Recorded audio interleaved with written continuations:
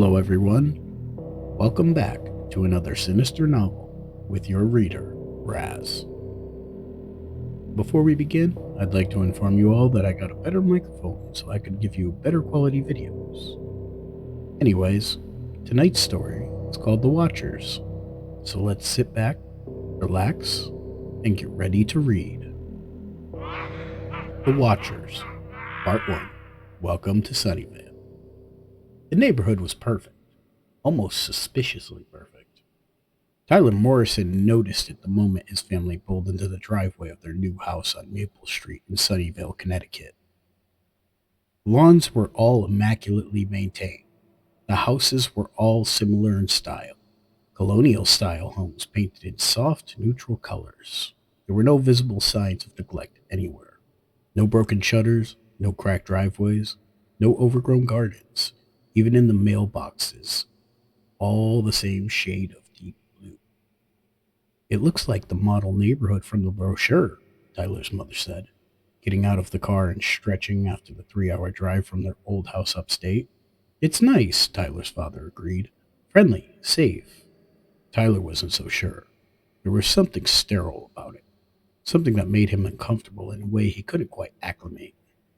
He was 17 years old, a senior in high school, and moving neighborhoods this late in his high school career was a personal nightmare. He'd had friends back in his old hometown. He'd had routines, he'd had a life, and now he had to start over in this eerily perfect place. Come on, his father said, clapping him on the shoulder. Let's get some boxes inside. The moving truck had arrived earlier that day, and the bulk of their furniture was already in the house. The rest of their stuff was packed into the truck, waiting to be unloaded. It would take hours, and Tyler was not looking forward to it. As he grabbed a box from the truck, a man appeared on the sidewalk. He was probably in his 50s, with graying hair and a smile that seemed practiced. He was wearing khaki pants and a polo shirt with a small emblem on the chest, some kind of logo that Tyler didn't recognize.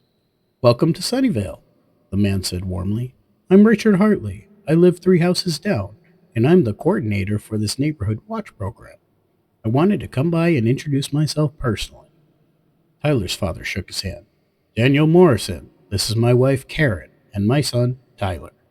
Wonderful to meet you all, Richard said, his smile never wavering. I wanted to give you a quick rundown of how things work here in Sunnyvale. We have a very active neighborhood watch program. Very active. It helps us maintain the quality of our community and keep everyone safe. That sounds great, Tyler's mother said. Safety was definitely a priority for us. Excellent, said Richard. Then you've come to the right place. Let me give you some information. He pulled out a tablet from under his arm and showed them a series of documents. This is our neighborhood guidelines. Nothing too stringent, just some basic rules about lawn maintenance, trash pickup days, vehicle parking, that sort of thing. Tyler glanced at the documents. The guidelines seemed extensive. Lawn care had to be performed every Sunday. Trash bins had to be brought in from the street no later than 6 p.m. on pickup day. Vehicles had to be parked in the driveways, never on the street. Outdoor lights had to be turned off by 11 p.m. Guests had to be parked in designated guest parking areas. These are pretty detailed, Tyler's father said carefully. We find that clarity prevents confusion, Richard said. And when everyone follows the guidelines, the neighborhood stays beautiful and safe. Safety comes from order, don't you think? There was something about the way Richard said that, the emphasis on safety and order. That made Tyler's skin crawl. There's also a neighborhood watch app, Richard continued, now pulling up something on his tablet. Everyone in Sunnyvale is part of it. It's a way for us to stay connected, to watch out for each other. You can post about suspicious activity, lost pets, community events, all sorts of things. Sounds good, Tyler's mother said. I'll add you to the group, Richard said, already typing. And we meet once a month for a neighborhood watch meeting. Very casual, just an opportunity to discuss any issues that have come up and to make sure everyone is following the guidelines. First Wednesday of every month, 7 p.m. at the community center. You're both welcome to attend, of course. We'll definitely try to make it, Tyler's father said. Richard smiled that same practice smile. Wonderful. I'm sure you'll find that Sunnyvale is a special place. We all work together to keep it that way. Safe, orderly, perfect. He paused. Welcome to the family. Then he turned and walked away, disappearing back down the street towards his own home. Tyler's parents exchanged a glance, but neither said anything. They returned to unloading the truck. That night, after the boxes were inside and the truck had been returned, Tyler lay on his new bed in his new room, and listened to the sounds of the neighborhood. It was quiet, unnaturally quiet. Back at his old house, there had always been the sounds of neighbors, of traffic in the distance, of dogs barking and kids playing. But in Sunnyvale, there was almost nothing. Just the occasional car passing by, driving slowly. Just the sound of the wind through the trees, all of which seemed to be the same species, the same height, the same color. He pulled out his phone and opened the Sunnyvale Neighborhood Watch app that Richard had added him to.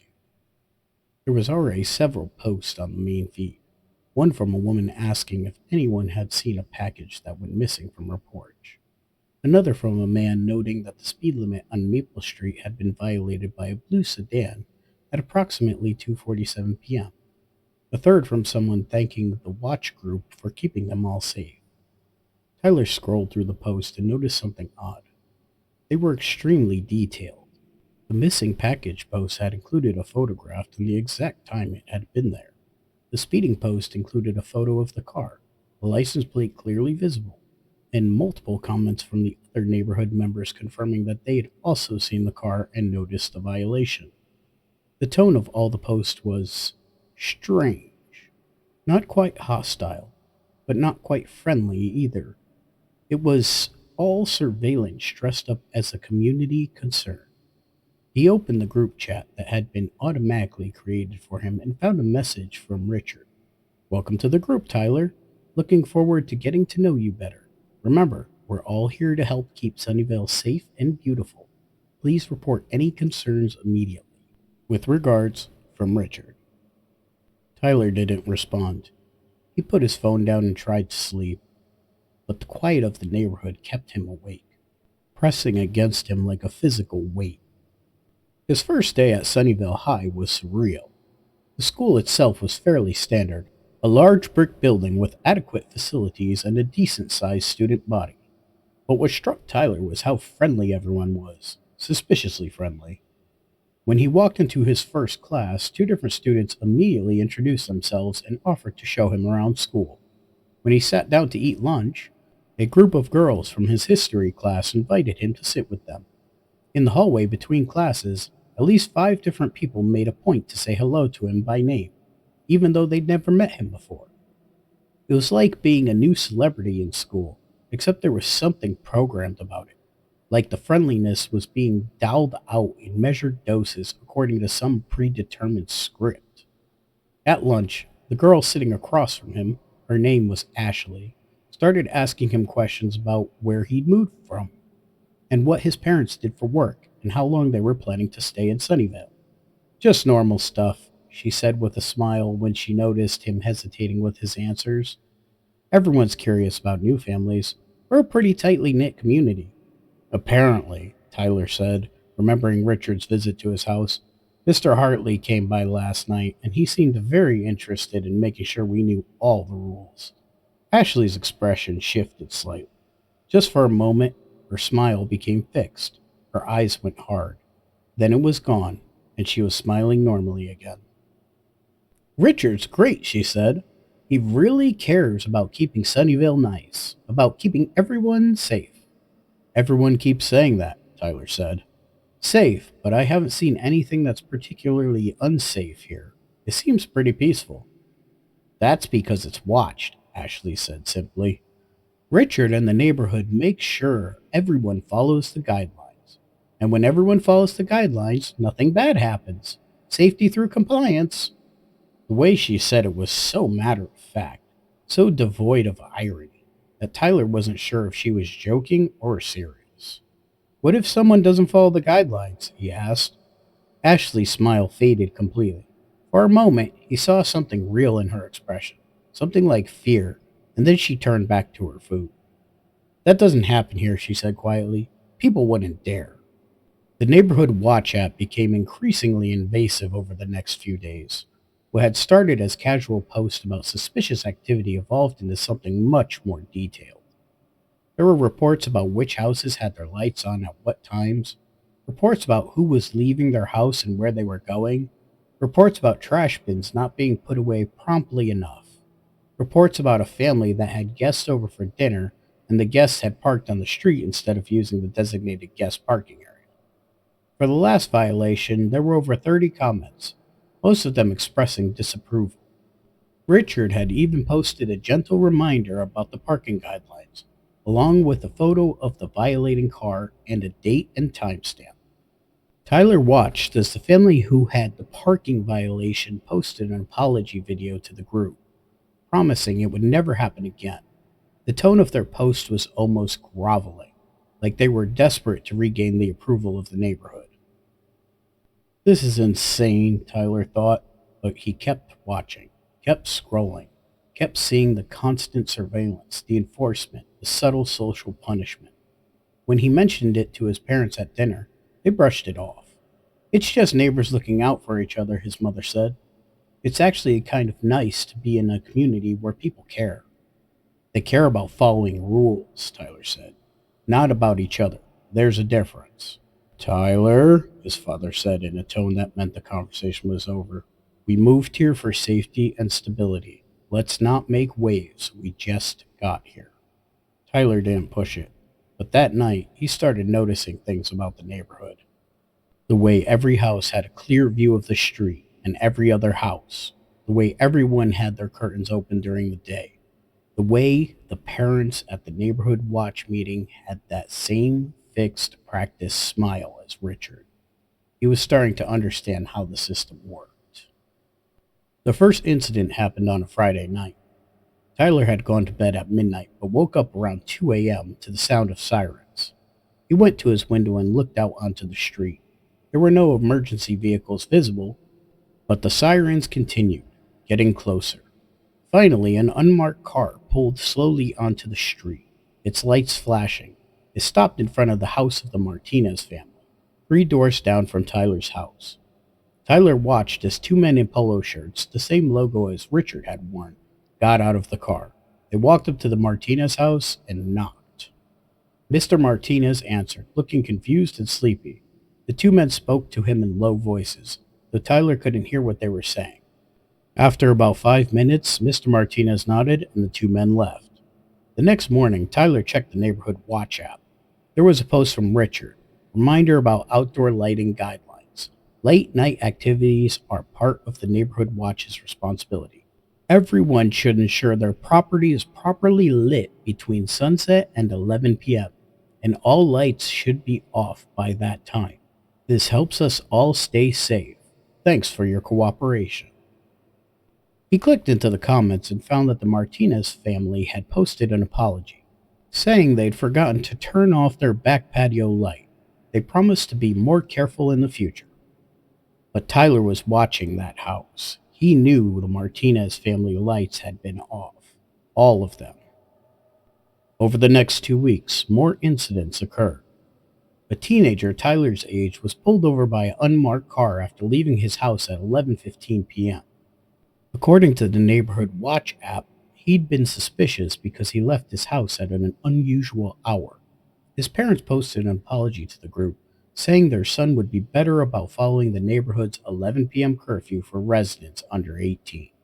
A woman who worked night shifts started getting reported for her traffic pattern. The post asked questions about where she was going so late and why she was driving through residential streets at odd hours. Eventually, she posted that she was quitting her night shift job out of respect for the neighborhood's values. A family received a visit because their teenage daughter had a boyfriend over, and the two of them had been kissing in the living room with the curtains open. The Neighborhood Watch felt compelled to remind them about maintaining family values and appropriate conduct in the home. And through it all, Richard continued posting his gentle reminders, his photos of violations, his praise for families who were following the guidelines and contributing to Sunnyvale's exceptional safety record. Tyler kept keeping his own record. He started a private document on his laptop and documented everything: every post, every incident, every violation, and every punishment. He was building a picture of the system that was far more sinister than anyone seemed willing to acknowledge. At school, he tried to talk to Ashley about it. "Don't you think it's weird?" he asked her at lunch. "Like the way people are being monitored?" "It's not weird," Ashley said. "It's necessary. People are irresponsible. They need to be guided." "By who? By Richard? He's not the police." "Richard is the neighborhood watch coordinator," Ashley said. "He was elected. Everyone voted for him." "Did they actually have a choice?" Tyler asked. "Or did they just vote for whoever Richard wanted?" Ashley set down her fork and looked at him carefully. "You are new," she said, "so I'm going to say this kindly. Stop asking questions. Stop trying to understand how things work. Just follow the guidelines, keep to yourself, and you'll be fine. Everyone will leave you alone." "And if I don't?" "They'll stop leaving you alone," Ashley said simply. "And once they start watching, they never stop." The neighborhood watch meeting came on the first Wednesday of the month, and Tyler's parents were insisting on attending. The community center was a small, clean building at the edge of the neighborhood. Inside, about 40 people were gathered in a meeting room with chairs arranged in a semicircle. Richard stood at the front, that same practiced smile on his face. "Welcome, everyone," Richard said once everyone was seated. "And a special welcome to our newest residents, the Morrison family. It's wonderful to have you here." Everyone turned to look at Tyler and his parents. Their looks were friendly, but underneath them was something else: an assessment, an evaluation. "This month, I want to talk to you about community standards," Richard continued. "Sunnyvale has achieved its current level of safety and order through collective commitment to our guidelines. These guidelines exist to protect us all, to ensure we have a beautiful, safe community that we all deserve." He clicked a remote, and a presentation started. The first slide showed statistics: crime, 0%; property violations, 2%; community satisfaction, 98%. "As you see," Richard said, "Sunnyvale is operating at optimal levels. These numbers represent the success of our watch program. They present what we can achieve when we all work together." The next slide showed photos of violations from the past month: a poorly maintained lawn, a car parked in the street, a light left on past 11 p.m. With each image, Richard provided context and discussed the guidance that had been provided to the families responsible. "The important thing," Richard said, "is that we approach these situations with compassion. We're not here to punish anyone. We're here to help them become better neighbors, better community members. And I'm happy to report that every family we've provided guidance to this month has made corrections and is now in full compliance." The room applauded. Tyler felt sick. After the meeting, several people came up to introduce themselves to the Morrison family. They were uniformly friendly and uniformly superficial. They asked about where they'd moved from and what line of work his parents were in, and Tyler realized they were probably adding information to some kind of neighborhood profile. Richard pulled Tyler's father aside to talk about community involvement opportunities. Tyler's mother got cornered by a group of women asking about the family's work schedules and hobbies, and Tyler himself was separated by a man in his 40s who introduced himself as Craig. "I live on your street," Craig said. "I wanted to welcome you to the neighborhood. I know everything here can seem a bit intense at first: the watch program, the guidelines, all of that. But I promise you it's for everyone's benefit. We live in a place where nothing bad happens. We're all safe. Don't you want that?" "I want to be able to live my life without being surveyed," Tyler said. Craig's smile froze for just a moment. "That's a very interesting way to phrase it," he said. "Most people think of it as community care, not surveillance." "What's the difference?" Tyler asked. "The difference," Craig said, his smile returning, "is intention. We watch here because we care. We enforce the guidelines because we want to maintain our community standards. If that feels like surveillance to you, then perhaps you need to adjust your perspective. He patted Tyler on the shoulder, and that made Tyler's skin crawl. That weekend, Tyler did something a bit risky. He went to the library and spent 3 hours searching old newspaper archives about Sunnyvale. He was looking for information about how the Neighborhood Watch program had started, about Richard Hartley, about anything that might explain how the neighborhood had become so controlled. What he found was alarming. Sunnyvale had been a normal suburban neighborhood until about 15 years ago. There had been break ins, teenagers had gotten in trouble, there had been noise complaints, and petty crime, like any other neighborhood. Then Richard Hartley moved into the area and proposed starting a neighborhood watch program. At first, it was voluntary and low key, but gradually it had become more formalized, more structured, more controlling, and within 5 years, Sunnyvale had become what it is now. Tyler found a few articles from reporters questioning the program's methods, but the articles were few and far between. Most of the press coverage was positive, praising Sunnyvale as a model neighborhood and a beacon of community safety. More concerning, Tyler found records of families who had moved away from Sunnyvale, quite a few of them actually, but there were only a few articles about why they'd left.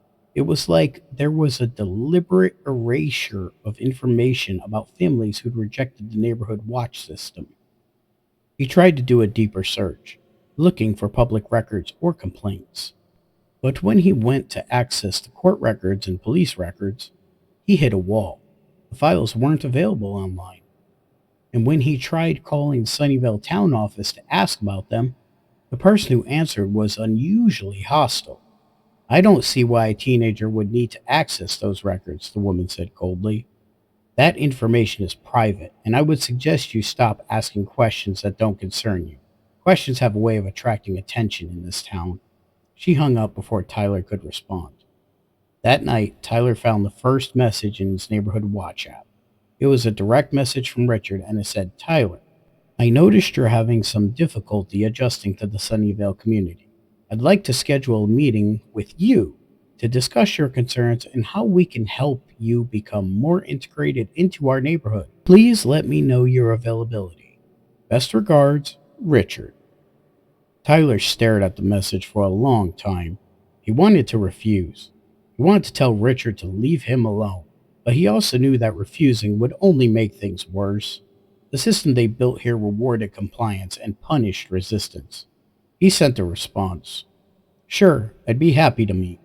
When works for you?" The meeting was scheduled for Saturday afternoon at Richard's house.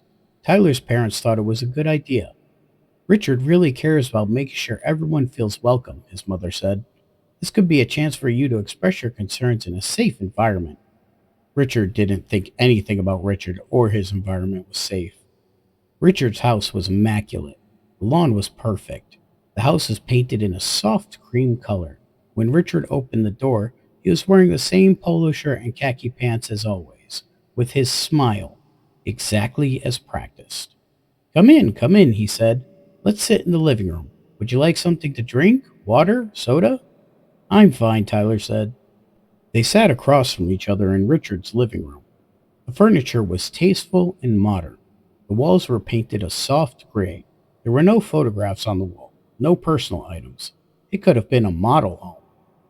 "I wanted to start by saying," Richard said, "that I'm not upset with you. Quite the contrary. I understand that adjusting to a new community can be difficult, especially ones with standards as high as Sunnyvale's. But I also think that we should talk about some of the concerns you seem to be having."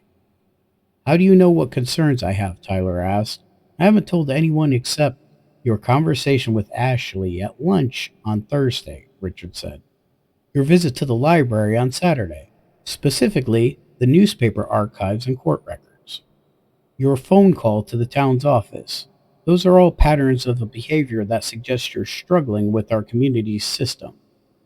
Tyler's stomach dropped. "You're tracking my phone?" "Everyone's phones are tracked," Richard said.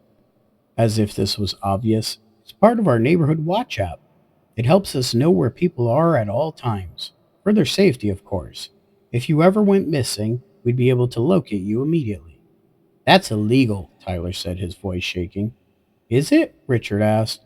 You agreed to the terms of service when you downloaded the app, which includes location tracking, data collection, and surveillance integration. Technically, you consented to it. My parents consented to it. I didn't. You're 17, Richard said. Your parents make decisions for you. That's how families work. He leaned back in his chair. I want to help you understand something, Tyler. Sunnyvale is special. It works because everyone contributes to it. Everyone follows the guidelines. Everyone accepts that a certain amount of oversight is necessary for the greater good. And in exchange, we have safety, we have order, we have peace. We have control, Tyler said. You control people through fear and social pressure and constant surveillance. Yes, Richard said. This was the first moment where his smile seemed to drop, where something real showed through. Yes, that's exactly right. We do control people. And do you know why? Because people are chaotic. Left to their own devices, they make bad decisions. They hurt themselves and each other. Sunnyvale exists to prevent that, to create a perfect community where nothing bad happens. By destroying people's freedom. By directing their freedom, Richard corrected. There's a difference. People are happier here, Tyler. They're safer. They don't need to worry about crime or disorder. They don't have to spend energy making decisions. We make those decisions for them. We guide them toward better choices, and they're grateful. Don't you see how grateful everyone is? How content? Tyler realized he did see it. All those friendly smiles, all that perfect compliance.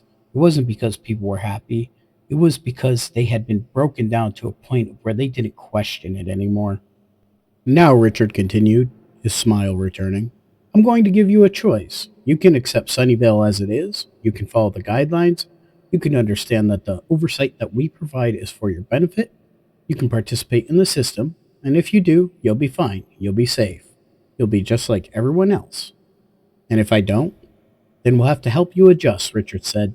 The adjustment process can be uncomfortable. We'll increase the surveillance. We'll have more neighborhood watch representatives visit your home. We'll encourage your parents to get you counseling. We'll create situations where you have no choice but to conform. We'll make it impossible for you to leave, impossible for you to rebel, impossible for you to maintain your own identity. Eventually, you'll accept the system. Everyone does.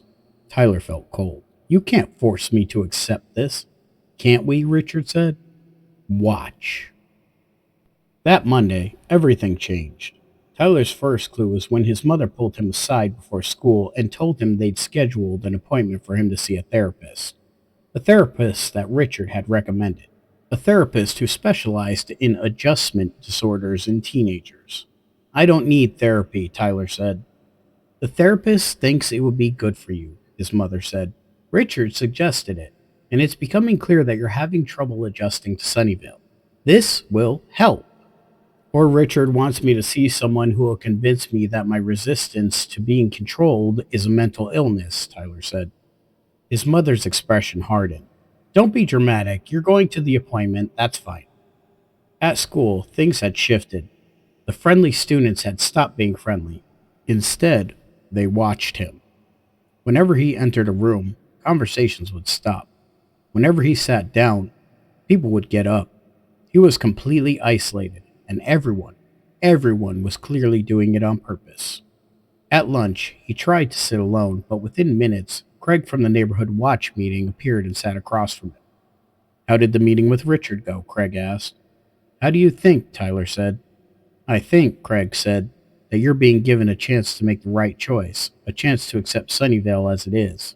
And I think you should take that chance because the alternative is much worse. The alternative is what? You throw me out of the neighborhood? No, Craig said. The alternative is we keep you. But we shape you. We mold you. We show you that your resistance is futile and that cooperation is the only option. We've done it to 3 other teenagers since the program started. Once they realize they can't win, they stop fighting. And then they become model citizens. What happened to them? Tyler asked. Craig smiled. They're happy now, perfectly content. exactly like everyone else here. That week, the house calls started. The neighborhood watch representative would arrive at Tyler's door with clipboards and friendly smiles. They'd make note of the condition of the lawn. Apparently, the grass was slightly too tall. They'd comment on whether the lights were being turned off at the right time. They weren't. Tyler was deliberately leaving them on. They'd ask about the family's dinner schedule and sleeping habits and work arrangements. His parents, meanwhile, were becoming increasingly supportive of the watch program's oversight. His mother mentioned that she had been recruited to help with organizing the monthly meetings. His father started attending the meetings regularly and had even volunteered to help someone with community maintenance projects. They were being absorbed, converted, turned into part of the machine. Tyler's school counselor called him in for a meeting. She showed him his grades. They'd been dropping, and mentioned that several teachers had reported he seemed distracted and withdrawn. She suggested that the therapy appointment was a good idea. Actually, the counselor said, pulling up something on her computer, I see you've already been referred to Dr. Patricia Mullins. She specializes in adjustment disorders and depression. She's very good. She works with a lot of our Sunnyvale students. I bet she does, Tyler said. What does that mean? The counselor asked. Nothing, Tyler said, but he was starting to understand. The system in Sunnyvale wasn't just the neighborhood watch, it was bigger than that. It was embedded in the schools, the local government, the therapists, everywhere. It was a total system control that appeared to be normal and community focused, but was actually designed to eliminate any form of resistance or individuality. Tyler's first therapy session was on Wednesday. Dr. Mullen's office was cheerful and welcoming, decorated with soft colors and comfortable furniture. Dr. Mullins was a woman in her 50s with kind eyes and a gentle voice. I just want you to know, she said. This is a safe space. You can tell me anything, and nothing you say will be judged. Tyler didn't believe her, but he tried anyway. He tried to explain the neighborhood watch, about the surveillance, about how the entire system seemed designed to control people. Dr. Mullins listened carefully, taking notes. When he was finished, she set down her pen and looked at him thoughtfully. What you're describing, she said slowly, are the thoughts of persecution, a belief that an external force is trying to control you. Do you recognize that these are thoughts, Tyler? Not facts, but thoughts? They're not thoughts, Tyler said. They're happening. They're real. The neighborhood watch is real, Dr. Mullins agreed, but I think the way you're interpreting it might be the result of anxiety or depression. Sometimes, when we're struggling, we look for external reasons to explain our unhappiness. We create narratives where we are being persecuted. It helps us feel like our problems are external and not internal. So you're saying I'm making this up? I'm saying, Dr. Mullins said gently, that I want to help you develop coping strategies, ways to manage your anxiety, ways to feel more comfortable in your community. Because I promise you, Tyler, Sunnyvale is not trying to harm you. It's trying to help you, just like I'm trying to help you. Tyler realized there was no point in arguing. Dr. Mullins had already decided what his problem was. The system had already made up its mind about him. The session ended with Dr. Mullins prescribing anxiety medication and scheduling him for twice weekly appointments. Over the next month, things got worse. The medication made Tyler foggy and disconnected from his own thoughts. His parents cited this as proof that he did have a mental health issue. His teachers noted that he seemed less resistant in class, more compliant. The neighborhood watch representatives stopped making house calls, apparently satisfied that he was being handled. At school, students started trying to befriend him again, but it was different now. They weren't trying to include him in their friendships. They were trying to integrate him into a collective. They wanted him to understand Sunnyvale, to accept it, to become part of it. Even Ashley, his only real friend at school, had changed. You look better, she said one day at lunch.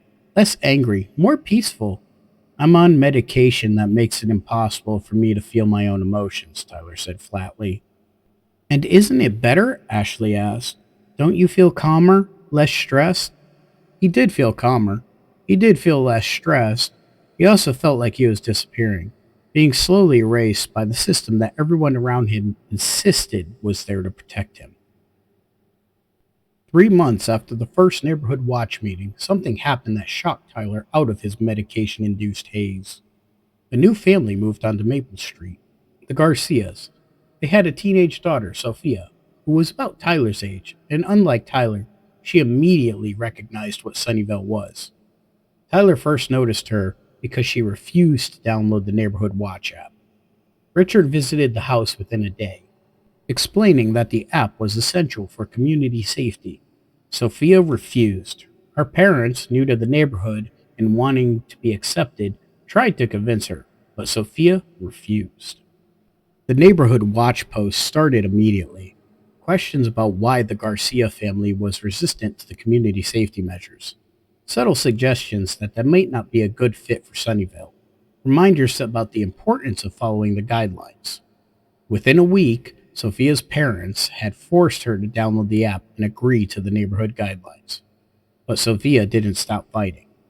She posted in the main neighborhood watch feed, asking specific questions about the legality of tracking residents' locations. She questioned why the neighborhood watch had the authority to enforce guidelines when they weren't an official government body. She suggested that people read the terms of service they'd agreed to because they probably wouldn't like what they found. The response was immediate and devastating. Richard posted on a community concern notice suggesting that Sophia might be experiencing adjustment anxiety and that the family might want to seek professional help. Teachers at school reported that Sophia seemed hostile and disruptive. The neighborhood watch increased visits to the Garcia home, now appearing almost daily to discuss community integration.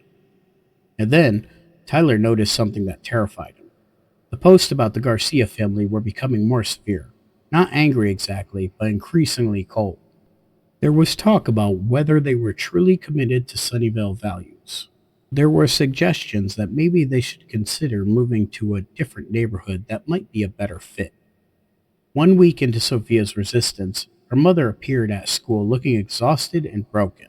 Sophia had gone to school looking scared, and that evening, Tyler got a notification on the Neighborhood Watch app. There was a post from Richard. The Garcia family would like to announce that they will be relocating to another neighborhood at the end of this month. We wish them well in finding a community that better suits their needs. The space on Maple Street will be available for new families who are committed to Sunnyvale values. We look forward to welcoming new residents who share our commitment to safety and order. Comments poured in with well wishes and statements about hoping they found a more suitable living situation. Seeing Sophia's family driven out of the neighborhood in less than 2 weeks broke through Tyler's medication-induced fog. He realized that the system Sunnyvale had created was perfect, not because it genuinely created safety, but because it was designed to destroy anyone who questioned it, to make the cost of resistance impossibly high, to force people to either accept the system or leave. And it worked because almost everyone accepted it. Because most people, when faced with constant surveillance and social pressure and the threat of being cast out, would choose compliance. They would choose to disappear into the system. That night, Tyler made a decision. He was going to document everything. He was going to gather proof of what was happening in Sunnyvale, and then he was going to expose it. For 3 weeks, Tyler gathered evidence. He printed out screenshots of the Neighborhood Watch app, showing the level of surveillance and the pattern of posts targeting families who didn't comply. He documented his appointments with Dr. Mullins, noting how she pathologized his resistance to the system. He created a timeline of families who had moved away from Sunnyvale and researched what happened to them.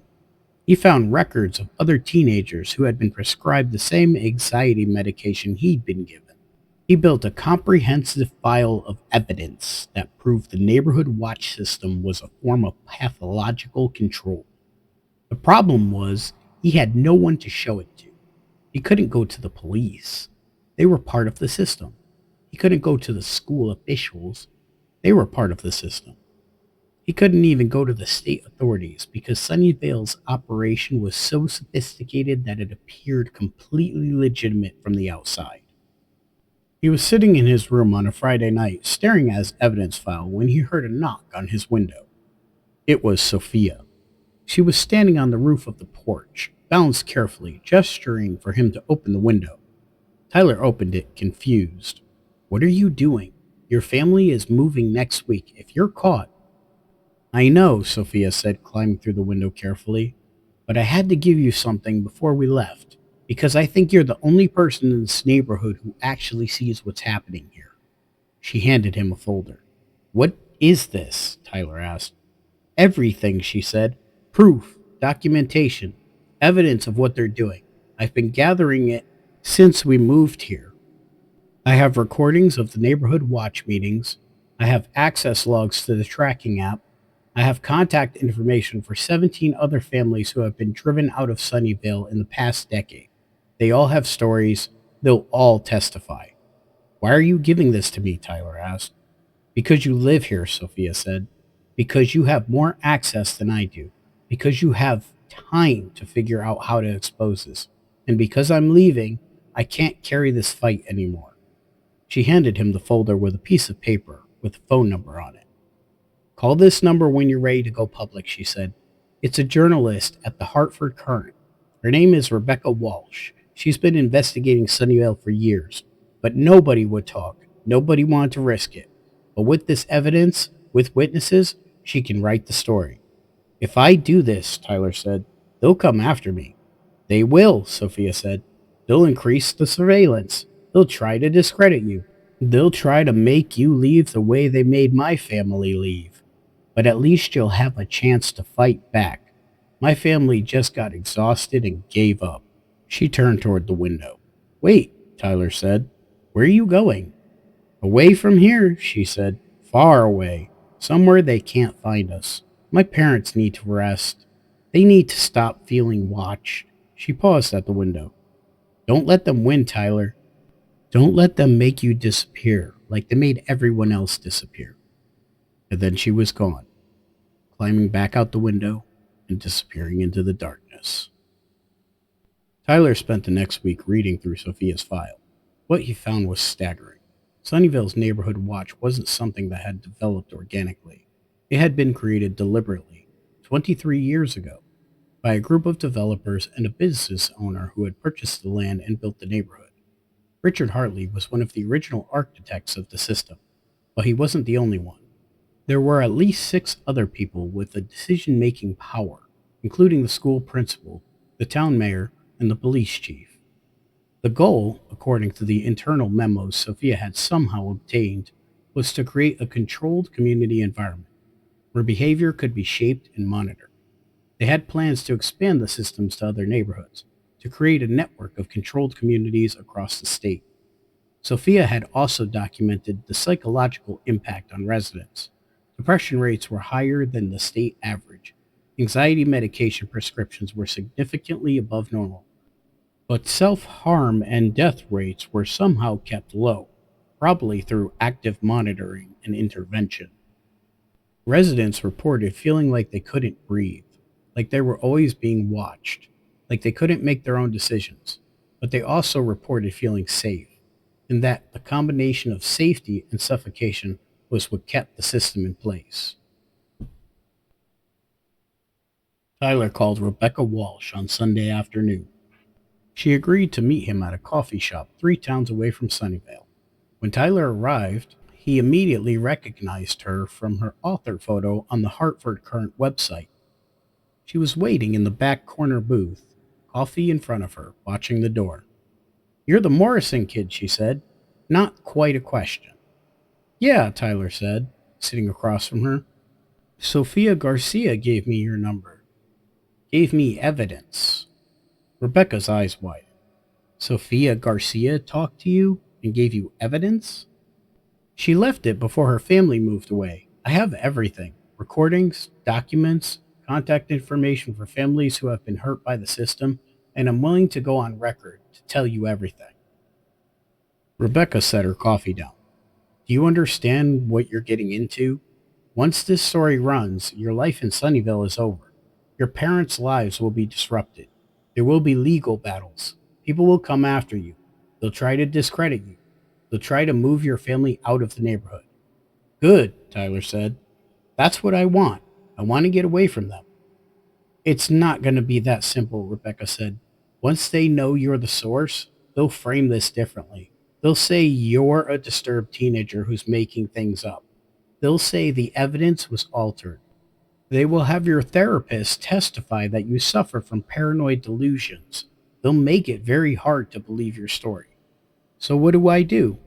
You give me everything you have, Rebecca said, and then you let me investigate. Verify your evidence. Contact the families and get them to talk. Build a story that's so airtight that they can't discredit it. And only when I'm ready to publish do you go public. Tyler handed over Sophia's file and gave Rebecca his contact information. I'll be in touch, Rebecca said. And Tyler, go home, act normal. Don't let them know anything has changed. Tyler tried, but it was impossible to act normal when he knew what he knew. He was hyper aware of every surveillance mechanism, of every time someone mentioned the neighborhood watch, of every instance of Richard's gentle pressure being applied to someone who wasn't complying. The hardest part was watching his parents embrace the system more and more. His mother had become a neighborhood watch administrator, helping to organize surveillance and other enforcement operations. His father had joined the steering committee, along with Richard and the other architects of the system. One evening, Tyler overheard his father on the phone with Richard. They were discussing the Morrison boy and whether they were going to need to make some adjustments to his medication. Tyler felt ice in his stomach.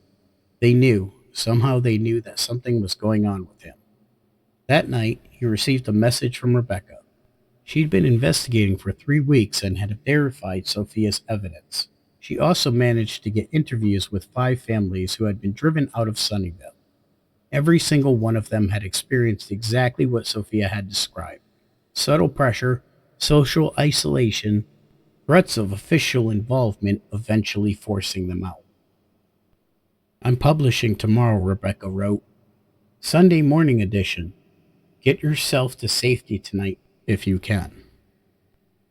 Tyler spent his last night in Sunnyvale packing a bag.